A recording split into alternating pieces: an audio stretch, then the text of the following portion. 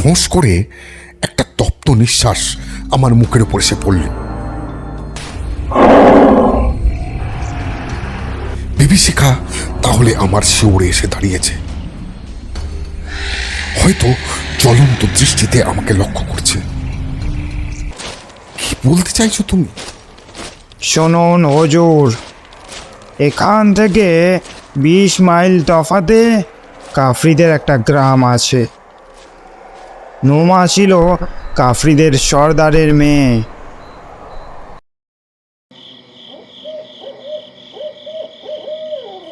সেদিন রাত 12টা, 1টা, 2টো বেজে গেল। অন্ধকার তাঁবুর ভিতরে একলা আমি শুয়ে আছি।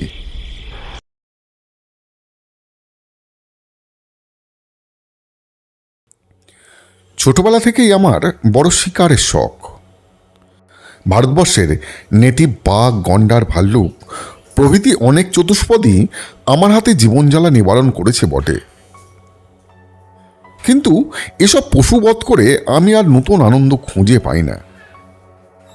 গত মহাযুদ্ধের সময় হঠাৎ আমার আফ্রিকা যাবার সুযোগ উপস্থিত হলো। বাঙালি কেরানি আমি ছুটি পেলেই শিকারী মূর্তি ধারণ করতাম। সেই সময়ের একটি অদ্ভুত কাহিনী আজ আমি তোমাদের কাছে বলতে এসেছি। আমি তখন আফ্রিকার কিভু অরণ্যে গিয়ে তাঁবু ফেলেছি। এই কিভু অরণ্যের খ্যাতির প্রধান কারণ সেখানকার বৃহৎ আকারের জন্তু জানোয়ার। এছাড়া এর কাছাকাছি যে জঙ্গলগুলো আছে সেখানে হাতি, বনমহিষ, চিতাবাঘ, হিপোপটেমাস, অজগর, গন্ডার, সিংহ, ম্যান্ড্রিল এবং আরও অনেক হিংস্র জন্তু জানোয়ার কিন্তু এখানে পাওয়া যায়। এইসব পশু শিকারে বিপদের ভয় পদে পদেই। একে তো এদের গায়ের জোর, বাঘ বা সিংহকেও এরা টেক্কা মারতে পারে। তারপরে তাদের বুদ্ধির জোর যে কোনো পশুর চেয়ে বেশি। তারা যখন দঙ্গল বেঁধে জঙ্গলের ভিতরে পেরিয়ে বেড়ায়, তখন হাতি, সিংহ বা গন্ডার পর্যন্ত তাদের পথ ছেড়ে দিয়ে মানে মানে কেটে পড়ে। কাছেই খুব সাবধানে নদীর ধারে একটা খোলা জমি বেছে নিয়ে আমি তাঁবু ফেললাম।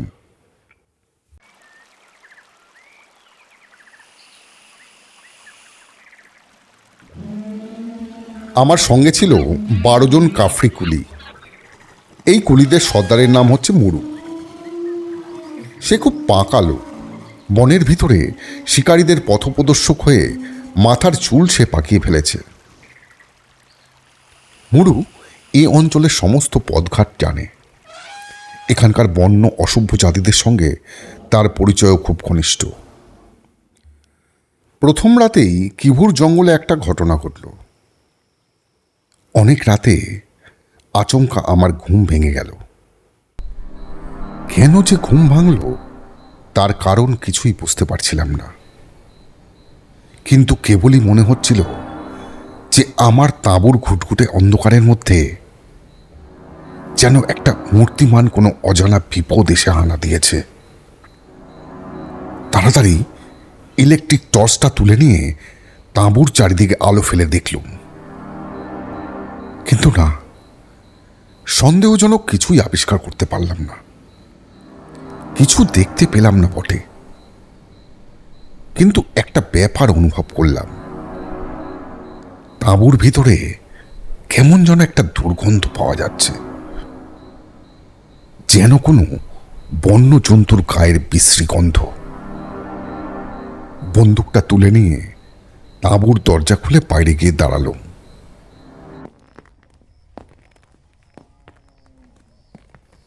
সামনে খোলা জমি, চাঁদের আলোয় ধপধপ করছে। দূর থেকে নদীর কলরব ভেসে আসছে। নদীর ওপারে ছায়ামাখা অরণ্যের প্রাচীর নিস্পন্দ হয়ে দাঁড়িয়ে আছে। কোথাও কোনো জীবজন্তুর ছায়া পর্যন্ত নেই। মিথ্যে ভয় পেয়েছি ভেবে একটু মনে মনে হেসে আবার তাঁবুর ভিতরে এসে শুয়ে পড়লুম।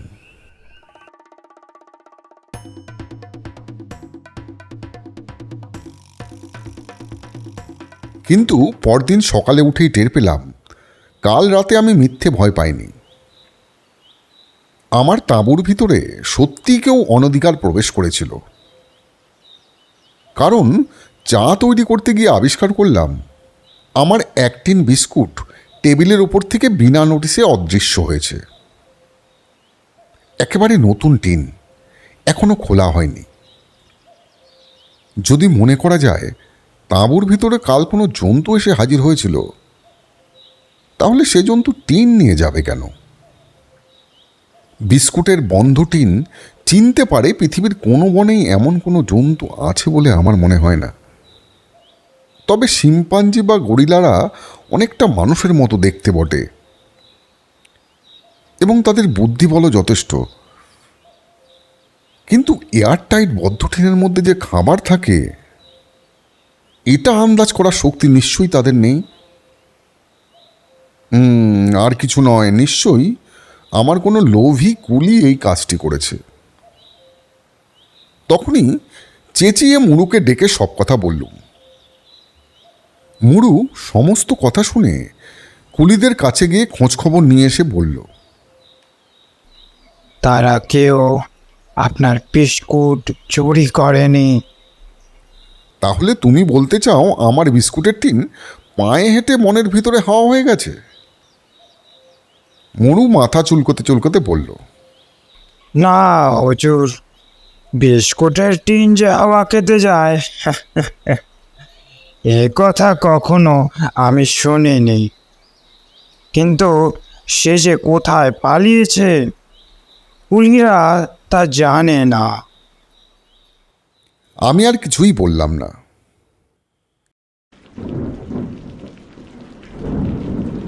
সেদিন সন্ধ্যার সময় হঠাৎ আকাশে মেঘ করে বৃষ্টি নামল।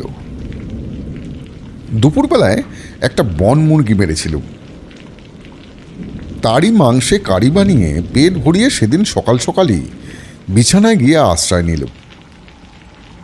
ভিজে ঝোড়ো হাওয়ার কিভু অরণ্যের ক্রুদ্ধ কোলাহল, উন্মাদিনী নদীর উচ্ছ্বসিত জল তরঙ্গের আর্তনাদ ও আমার তাঁবুর চারদিকে অবিশ্রান্ত বৃষ্টিনুপুর ধ্বনি শুনতে শুনতে আমি ঘুমিয়ে পড়ল।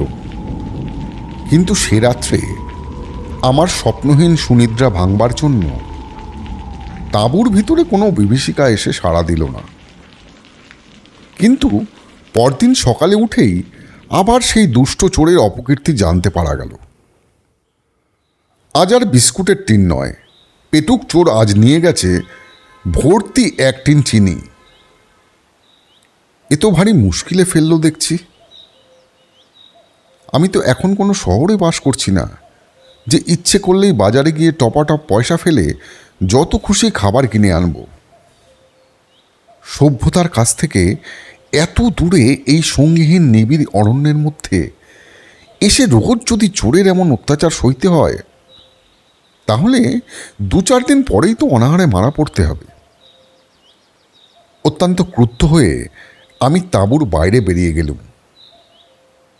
কিন্তু সেখানে গিয়ে একটা নতুন জিনিস চোখে পড়ল।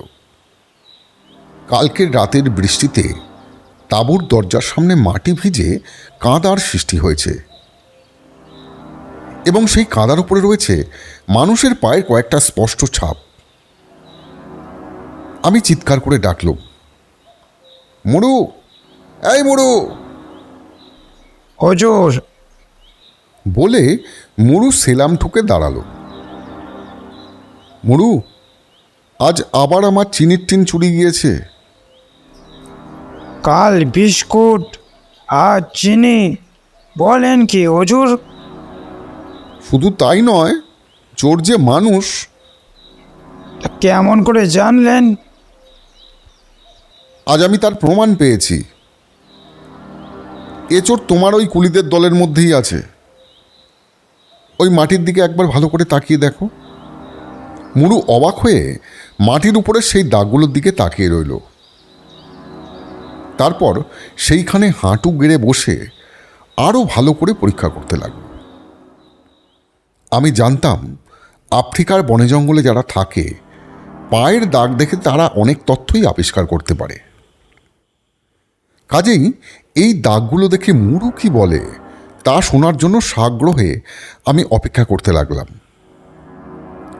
মুরু যখন উঠে দাঁড়ালো তখন তার মুখে চোখে যেন কেমন একটা রহস্যের ইঙ্গিত ফুটে উঠেছে।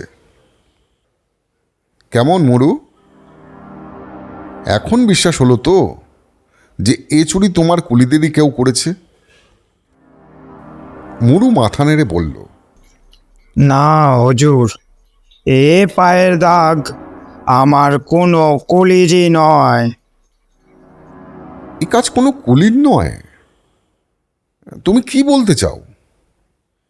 এই গহন বনে আমরা ছাড়া আর কোনো মানুষ আছে কি এখানে? মুরু খানিকক্ষণ চুপ করে রইল, তারপর মৃদু স্বরে বলল, বনে কত রহস্য থাকে তা কে জানে। দেখো, মনের কোনো রহস্যের কথা আমি জানতে চাই না, কিন্তু ওই হতভাগা চোরকে আজ আমি হাতে নাতে ধরব। কেমন করে হুজুর? তাঁবুর সামনের ওই গাছটার ওপরে উঠে আজ রাতে তোমাকে পাহারা দিতে হবে, আর তাঁবুর ভিতরে বন্দুক নিয়ে বসে পাহারা দেব আমি। কিন্তু কুলিদেরকে এ বিষয়ে ঘুণাক্ষরেও যেন কিছু না বলো তুমি।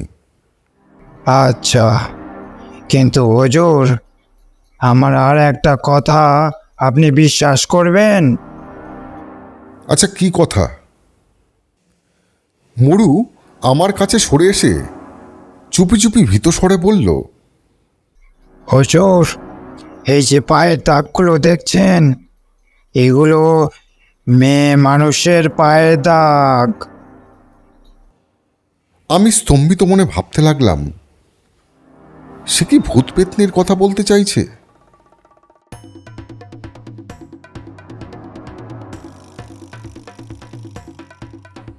দুপুরবেলায় দু একটা পাখিটাকি মারব মতলবে নদীর ধার ধরে এগিয়ে চলল। ছোট্ট নদীটি এখানে রোদের আভায় চকচকে একটি রূপোর হাসুলির মতো বেঁকে বনের ভিতরে চলে গিয়েছে,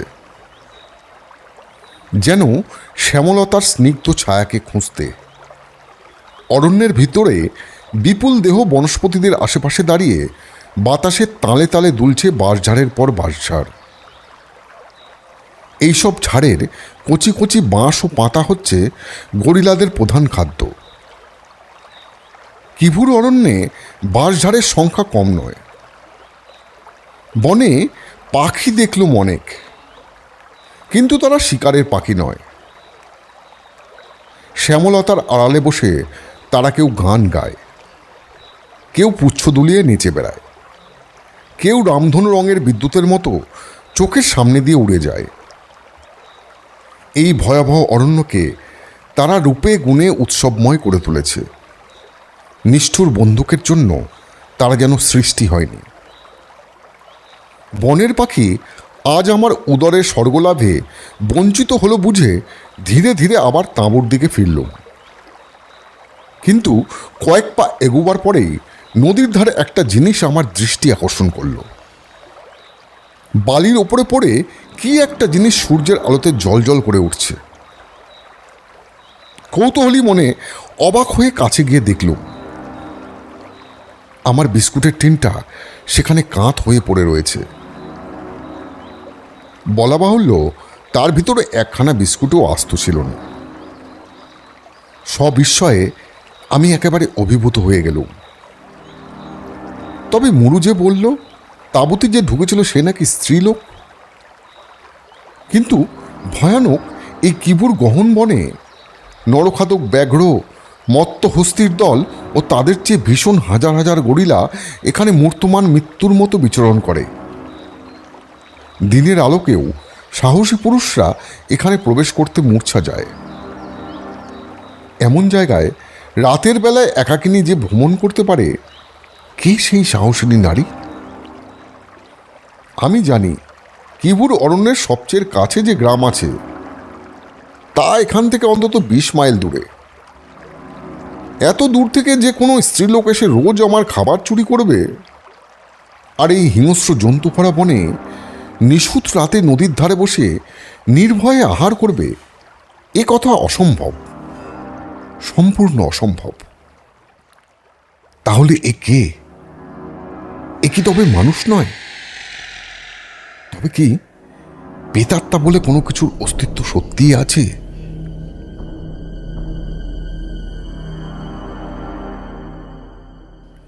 কিন্তু ভূতের কর্তব্য তো মানুষকে ভয় দেখানো। কিন্তু এই ভূত তো ভয় দেখায় না, বরং ভয়ে ভয়ে খাবার চুরি করে লুকিয়ে পালিয়ে যায়। আফ্রিকার ভূত কি এতই ভীত?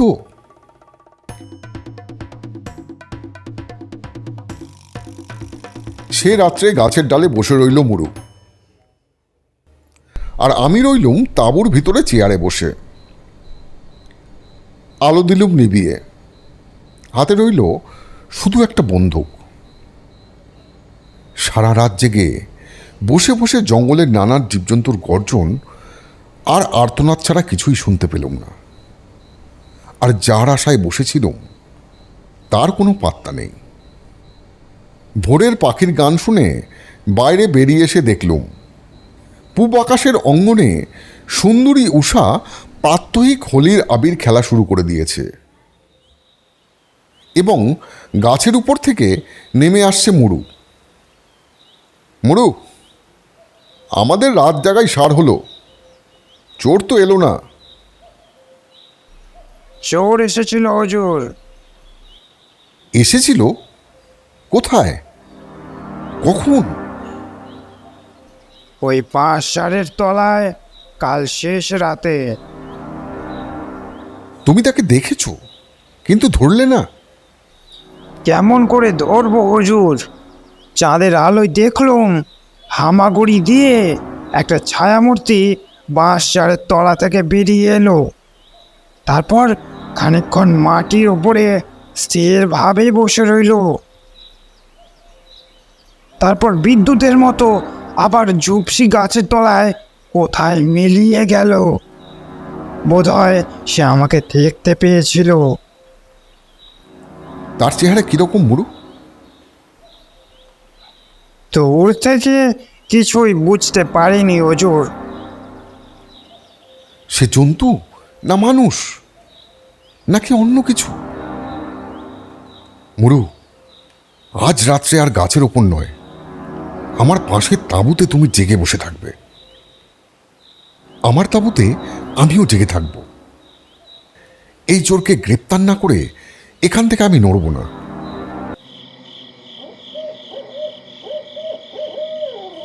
সেদিন রাত 12টা,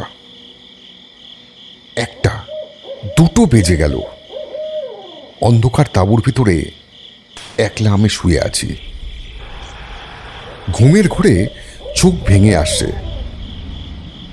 তবুও আমি ঘুমোইনি।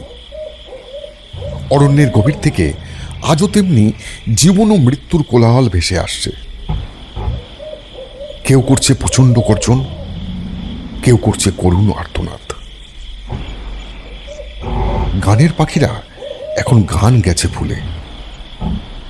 মাঝে মাঝে খালি অমঙ্গলের সম্ভাবনা জানিয়ে কর্কশ কণ্ঠে চেঁচিয়ে উঠছে পেচকরা। জীবজন্তুর সেই সব শব্দের উপরে আরও একটা শব্দ সারাক্ষণ জেগে রয়েছে, যা অবর্ণনীয়। হুম হুম করে শব্দ,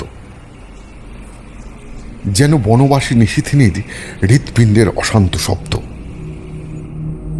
যেন অরণ্য শ্মশানের অধিষ্ঠাত্রী দেবী হচ্ছে কালরাত্রি। তার খোদিত নিষ্ঠুর আত্মা যেন তালে তালে হুঙ্কার দিয়ে ক্রমাগত বলে যাচ্ছে, রক্ত কই, আমার রক্ত চাই, রক্ত কই, রক্ত আন, রক্ত কই, আমায় রক্ত দে। বুনো রাতের সেই ভাষা, যেই বোঝে প্রতি রাতে বনে বনে সিংহ জাগে, চিতাবাঘ হানা দেয়, অজগর তার খাবার গোগ্রাসে গিলে খায়। আচম্বিতে আমার তাঁবুর দরজার পর্দা আস্তে আস্তে সরিয়ে খানিকটা চন্দ্রকিরণ ভিতরে প্রবেশ করল।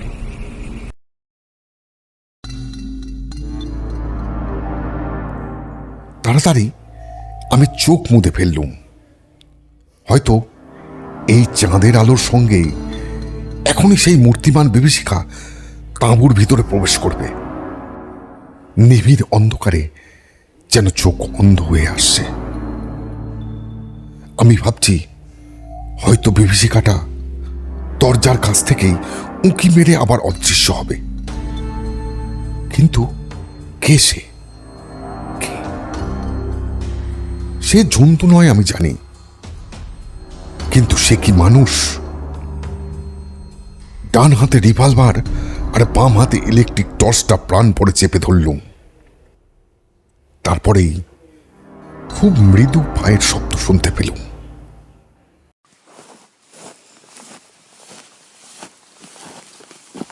ক্রমে আমার মাথার কাছে এসে হঠাৎ শব্দটা থেমে গেল। একটা বিষম বোটকা গন্ধে চারিদিকে বিষাক্ত হয়ে উঠল, যেন কোনো বন্য জন্তুর গায়ের গন্ধ। ফোঁস করে একটা তপ্ত নিঃশ্বাস আমার মুখের উপর এসে পড়ল। বিভীষিকা তাহলে আমার শিউরে এসে দাঁড়িয়েছে। হয়তো জ্বলন্ত দৃষ্টিতে আমাকে লক্ষ্য করছে। কিন্তু যদি সে হঠাৎ আমাকে আক্রমণ করে, এই সম্ভাবনা মনে জাগা মাত্রই তীরের মতো উঠে পড়ল, আর সঙ্গে সঙ্গে টর্চের চাবিও টিপে ধরল। টর্চের আলোতে তার মুখখানা দুঃস্বপ্নের মতো ফুটে উঠল। সে কি মানুষের মুখ, নাকি সে স্ত্রী লোকের মুখ, নাকি পুরুষের মুখ? তপ করছে দুটো অগ্নি ভরা বুভুক্ষ দৃষ্টি। ঝকমক করছে অনেকগুলো হিংস্র তন্তু। লটপট করছে রাশিকৃত কুণ্ডলি পাকানো সাপের মতো কেশমালা। তারপরেই আলোকরেখার ভিতর থেকে সেই বিভৎস মুখখানা বিদ্যুতের মতো সাত করে সরে গেল। যত জোরে পারি চেঁচিয়ে উঠল, মুড়ু মুড়ু মুড়ু। দ্রুত পদধ্বনি এবং পরমুহূর্তেই তাঁবুর বাইরে বিকট এক অমানুষিক তীব্র গর্জন, সঙ্গে বিষম আর্তচিৎকার। আমি এক লাফে তাঁবুর বাইরে গিয়ে দাঁড়ালাম। উজ্জ্বল চাঁদের আলোয় যা দেখলুম সে কি দৃশ্য! তাঁবুর দরজার সামনে মাটির উপরে পড়ে ছটফট করছে হতভাগ্য মুরু। আর মুরুর বুকের ওপরে বসে তার গলা কামড়ে ধরেছে পেতনির মতো বিভৎস একটা কালমূর্তি। আমাকে দেখেই সে আবার গর্জন করে উঠল। সঙ্গে সঙ্গে তাকে লক্ষ্য করে আমিও রিভলভারের ঘোড়া টিপে দিলাম। অত্যন্ত তীক্ষ্ণ এবং তীব্র চিৎকার করে মূর্তিটা মাটির উপরে লুটিয়ে পড়ে স্থির হয়ে রইল।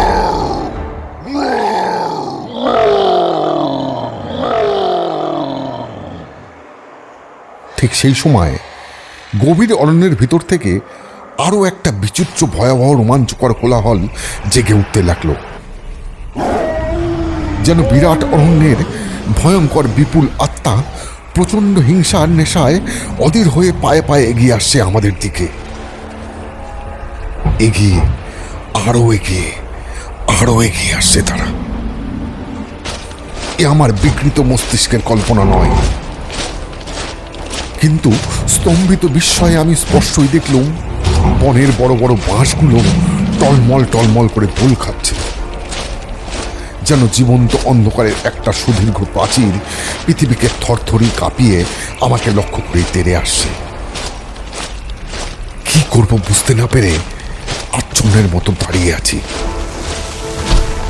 এমন সময় আমার পিছন থেকে একটা কালো মূর্তি সেই জীবন্ত অন্ধকারের দিকে ছুটে গেল, কাল বৈশাখীর মতো তীব্র বেগে। চমকে পিছন ফিরে দেখি আমার রিভলভারের গুলিতে আহত সেই ভয়াবহ মূর্তিটা আর সেখানে মাটির উপরে পড়ে নেই।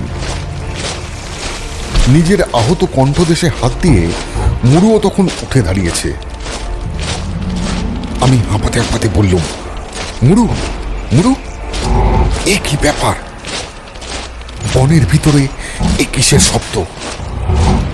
এরা কারা? কি এগিয়ে আসছে? না ওজোর, ওরা আর এগিয়ে আসছে না, ওরা আবার বনের ভিতরে ফিরে যাচ্ছে। কিন্তু ওরা কারা? মুড়ু, মুড়ু, মুড়ু, ওরা কারা? ওরা গরিলা। গরিলা? ওরা এগিয়েই বা আসছিল কেন, আবার ফিরেই বা যাচ্ছে কেন ওরা? নোমা হুজুর, নোমা। নোমা হচ্ছে গরিলাদের মেয়ে। তাকে ফিরে পেয়েই ওরা আবার ফিরে যাচ্ছে। মুড়ু, কি বলতে চাইছো তুমি? শুনুন হুজুর, এখান থেকে 20 মাইল তফাতে কাফরিদের একটা গ্রাম আছে। নোমা ছিল কাফরিদের সর্দারের মেয়ে। তার বয়স যখন 1.5 বছর, গরিলারা একদিন এসে তাকে চুরি করে নিয়ে যায়। সেই থেকে গরিলাদের সঙ্গে নোমাও এখন গরিলাদের মেয়ে হয়ে গেছে। আর কোনো মানুষই তাকে দেখতে পায়নি। সে আজ 16 বছরের কথা। অবাক হয়ে নিষ্পলক নেত্রে অরণ্যের দিকে তাকিয়ে রইলুম। স্বপ্নময় চাঁদের আলোয় চারিদিকে রূপলি ছবির মতো অপূর্ব হয়ে উঠেছে। নদীর জল চাঁদের আলোয় টলটল করছে, যেন গানের আনন্দে বেজে উঠছে। তার মধ্যে এতটুকু ভয় বা বিষাদের আভাস নেই। গরিলার পোষ্য মেয়ে নুমা নিশ্চয়ই আর কখনো তার মানুষ মায়ের কোলে ফিরে আসেনি।